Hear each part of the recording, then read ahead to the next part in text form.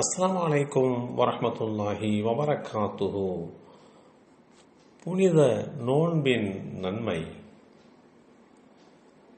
அல்லாஹுடைய தூதர் ஸல்லல்லாஹு அலைஹி வஸல்லம் அவர்கள் கூறினார்கள், நோன்பை தவிர ஆதமுடைய மகனின் ஒவ்வொரு செயலும் அவனுக்குரியதாகும். நிச்சயமாக நோன்பு எனக்கு மட்டுமே உரியது, அதற்கு நானே கூலி கொடுப்பேன் என்று அல்லாஹ் கூறினான். இந்த செய்தி ஸஹீஹுல் புகாரியிலே 1904 என்ற எண்ணிலே பதிவு செய்யப்பட்டிருக்கிறது. நம்மில் பலர் புனிதமான ரமலான் மாதத்தை வெறும் பசியாக, தாகமாக, ஏக்கமாக, ஏன் அலட்சியமாக கூட கடந்து விடுவது உண்டு. அல்லாஹ் நம்மை பாதுகாக்க வேண்டும். ஆனால் ஆன்மாவுக்கு பலன் தந்து அல்லாஹுவை நெருங்க வைக்கும் அற்புதமான நோன்பு, அதனை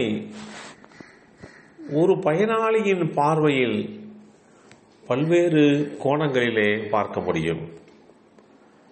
ஒவ்வொன்றும் நம்முடைய வாழ்விற்கு ஏற்றம் தருகின்ற தோற்றங்கள் தான். பசியும் தாகமும் பிரிவுமா கொண்டாட்டம் என்ற கேள்வி எழலாம். இன்றைய தினம் உங்கள் மார்க்கத்தை பரிபூர்ணமாக்கினேன் என்று அல்லாஹ் குறிப்பிடுகின்ற செய்தி அல் குர்ஆன் அத்தியாயம் 5 வசனம் 3 தெளிவுபடுத்தப்பட்டிருக்கிறது. பாருலகெங்கும் பரவி ஒளி வீசும் நம்முடைய பரிசுத்தமான மார்க்கம், இந்த பரந்த சாம்ராஜ்யத்தின் சட்டதிட்டங்கள் அடங்கிய பரிபூரண வேதம் முழுமையும் லௌஹுல் மஹ்ஃபூலில் இருந்து இறக்கி அருளப்பட்ட 1000 மாதங்களை விட சிறந்தது ஒவ்வொரு இஸ்லாமியருக்கும் கொண்டாட்ட காலம்தான் என்பதிலே எந்த விதமான சந்தேகமே இல்லை. ஒரு நாட்டின் அரசாங்கம் உருவான சுதந்திர தின, குடியரசு தின விழாக்களில் வெறும் கொண்டாட்டம் மட்டுமா இருக்கும்?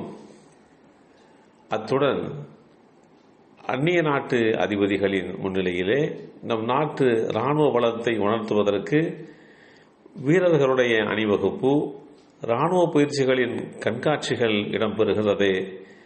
இதெல்லாம் எதற்காக என்று நாம் சிந்தித்திருக்கின்றோமா? சுதந்திரமும் குடியரசுரிமையும் நீடிக்க வேடிக்கையோடு கட்டுப்பாடான பயிற்சிகளும் வேண்டும்.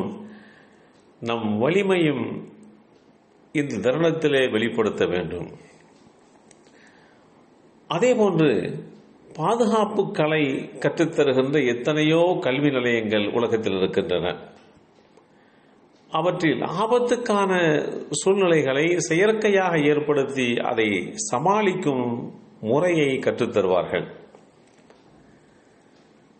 அதுபோன்று தேர்வுக்காக இந்த உலகம் வந்த நாம் நமக்கு வருகின்ற ஆபத்துக்களை உணர்ந்து அவற்றை விட்டு நம்மை காத்துக்கொள்ள அற்புதமான பயிற்சி சூழலை இந்த நோன்பு அதன் மூலமாக அல்லாஹ் நமக்கு ஏற்படுத்தி தருகிறார்.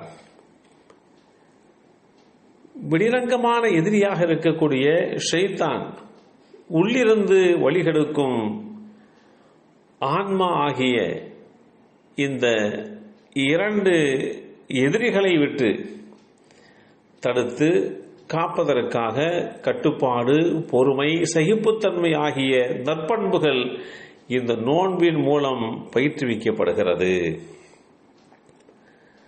தன்னுடைய குடிமக்கள் நோயின்றி ஆரோக்கிய வாழ்வு வாழவும், தொற்று நோய்கள் பரவும் அபாய காலத்தில் தடுப்பு முறைகளை வலியுறுத்தி மருந்துகள் கொடுத்து பாதுகாக்கவும் அரசாங்கம் ஒவ்வொரு ஊரிலேயும் சுகாதார மையங்கள் ஏற்படுத்துவதுண்டு.